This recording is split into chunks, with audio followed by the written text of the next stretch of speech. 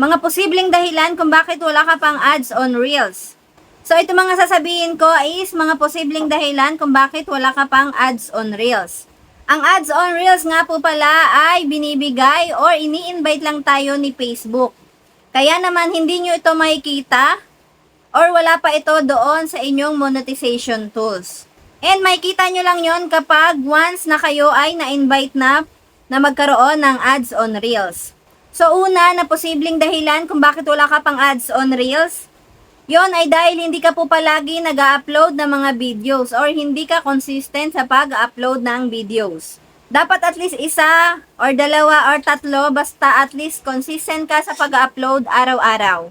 And dapat original content ang inyong i-upload. Basta makita ni Facebook na active ka sa paggagawa ng content or active ka sa pagiging content creator. Pangalawa is mag-engage ka doon sa mga kapwa mo content creators.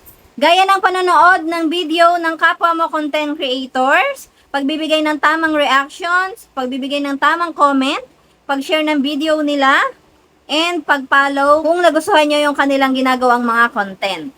Para makita ni Facebook na maganda ang engagement nyo at posible na kayo ay ma-invite sa ads on Reels. So dito sa ads on Reels ay hindi ito basta-basta binibigay ni Facebook sa mga content creators. Kailangan ay binibigyan din natin ng effort ang paggagawa ng content. Dahil doon nagbabase si Facebook kung deserving ba natin ang magkaroon ng ads on Reels. At si Facebook ay hindi rin nagbabase kung ikaw ay maraming followers para bigyan kanya or i-invite kanya na magkaroon ng ads on Reels.